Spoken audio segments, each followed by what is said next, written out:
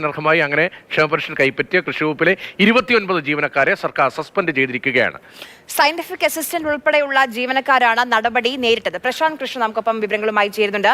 പ്രശാന്ത്, എത്ര പേർക്കെതിരെ നടപടി? ഇവരിൽ നിന്ന്, കാരണം കഴിഞ്ഞ ദിവസം മാതൃഭൂമി ന്യൂസിലൂടെയാണ് തനിക്കിങ്ങനെ ഈ ക്ഷേമ പെൻഷൻ കിട്ടുന്നു എന്നറിഞ്ഞ് അത് ഒഴിവാക്കാൻ കത്ത് നൽകിയ വ്യക്തി നമ്മുടെ മുന്നിൽ വന്നിരുന്നു. അപ്പം അങ്ങനെ ഇതുമായി ബന്ധപ്പെട്ട് ഒരു അറിവുമില്ലാത്ത ആൾക്കാരും ഒരു പക്ഷേ ഉണ്ടായേക്കാം, ഉറപ്പില്ല. അവരുടെ വാദം അല്ലെങ്കിൽ അവരുടെ ഭാഗം കൂടി കേട്ടാണോ ഇപ്പോൾ നടപടി?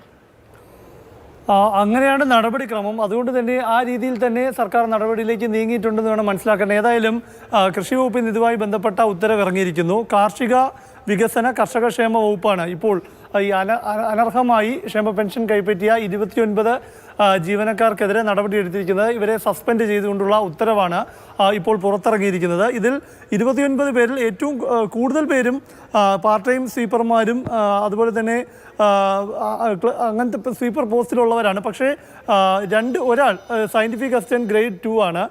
അത് ഡയറക്ടർ സോയിൽ ടെസ്റ്റിംഗ് ലാബ് നാലാഞ്ചിറയുള്ള ജീവനക്കാരിയാണ്. ബിന്ദുമോൾ എന്ന ജീവനക്കാരിയാണ്. 46,400 രൂപ ഇത്തരത്തിൽ ക്ഷേമ പെൻഷൻ കൈപ്പറ്റിയിട്ടുണ്ടെന്നാണ് സർക്കാർ സസ്പെൻഷൻ ഉത്തരവിൽ വ്യക്തമാക്കുന്നത്. പിന്നെ ക്ലർക്കുമാരുണ്ട്, അതുപോലെ തന്നെ UD ടൈപ്പിസ്റ്റ് ഉണ്ട്. ഇത്തരത്തിൽ 29 ജീവനക്കാർക്കെതിരെയാണ് ഇപ്പോൾ സസ്പെൻഷൻ നടപടി. ലിസ്റ്റിൽ ഭൂരിഭാഗം ആളുകളും ചെറിയ ശമ്പളം വാങ്ങിക്കുന്ന ആളുകളാണോ, പാർട്ട് ടൈം സ്വീപ്പർമാർ ഉൾപ്പെടെ? തീർച്ചയായും. അത് രതീഷ, 1498 സർക്കാർ ജീവനക്കാരുടെ ഇത്തരം അനധികൃതമായി അല്ലെങ്കിൽ അനർഹമായ ക്ഷേമ പെൻഷൻ കൈപ്പറ്റിയവരുടെ പട്ടിക പുറത്തു വന്നപ്പോൾ അതിൽ സിംഹഭാഗവും ഇത്തരത്തിൽ സ്വീപ്പർമാരും പാർട്ട് ടൈം ജീവനക്കാരും എല്ലാം തന്നെയായിരുന്നു. അതിനിടയിൽ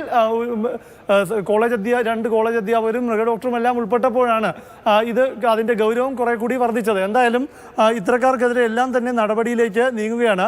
ഇതിനോടൊപ്പം തന്നെ കഴിഞ്ഞ ദിവസം മൃഗസംരക്ഷണ വകുപ്പിൻ്റെ മൃഗഡോക്ടർ നമ്മോട് സംസാരിച്ചപ്പോൾ ആദ്യമായി ഇത്തരം പട്ടികയിൽപ്പെട്ട ഒരാൾ തുറന്ന് സംസാരിക്കുന്നത് അപ്പോഴായിരുന്നു. അവർ പഞ്ചായത്തിൽ അറിയിച്ചിട്ടും പിന്നീട് അവർക്കെതിരെ നടപടിയിലേക്ക് നീങ്ങുന്നു, അല്ലെങ്കിൽ അവരുടെ പട്ടികയിൽ ഉൾപ്പെട്ടെന്നുള്ള വിവരങ്ങളൊക്കെയാണ് അവർ പങ്കുവച്ചത്. ഏതായാലും മൃഗസംരക്ഷണ വകുപ്പ് കഴിഞ്ഞ ദിവസം പുറത്തിറക്കിയ 3 പേരുടെ പട്ടികയിൽ, അതായത് ഇവർക്കെതിരെ എല്ലാം തന്നെ, അതായത് ആ മൃഗഡോക്ടർക്കെതിരെ അടക്കം നടപടി ശുപാർശ ചെയ്തുകൊണ്ടുള്ള ഉത്തരവാണ് മൃഗസംരക്ഷണ വകുപ്പും പുറത്തിറങ്ങിയിരിക്കുന്നത്. ഏതായാലും ഇവരുടെ എല്ലാം ഭാഗം കേട്ട് നടപടിയിലേക്ക് നീങ്ങാൻ തന്നെയാണ് സർക്കാർ തീരുമാനിച്ചിരിക്കുന്നത്.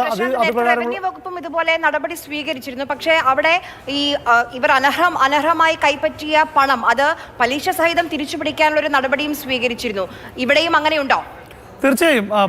ഇവർക്കെതിരെല്ലാം ഉള്ള നടപടി എന്ന് പറയുന്നത്, ഇവർ എത്ര രൂപയാണോ കൈപ്പറ്റിയിരുന്നത് ആ കൈപ്പറ്റിയ തുകയുടെ 18% പിഴപ്പലിശ അടക്കം ഉള്ള നടപടിയും ഇതിനോടൊപ്പം തന്നെയുള്ള സർവീസ് റൂൾ KSR പ്രകാരമുള്ള സർവീസ് റൂൾസ് പ്രകാരമുള്ള നടപടിയുടെ ഭാഗമായാണ് ഈ സസ്പെൻഷൻ നടപടി കൂടി ഇപ്പോൾ നടപ്പാക്കുന്നത്. അതിൻ്റെ ഭാഗമായാണ് ഈ കാർഷിക വികസന കർഷകക്ഷേമ വകുപ്പിൽ 29 ജീവനക്കാർക്കെതിരെ സസ്പെൻഷൻ നടപടി നടപ്പാക്കുന്നത്. ഇതിനോടൊപ്പം അവർക്ക് ഈ പിഴപ്പലിശ അടക്കമുള്ള തുകയും അവരിൽ നിന്ന് ഈടാക്കും.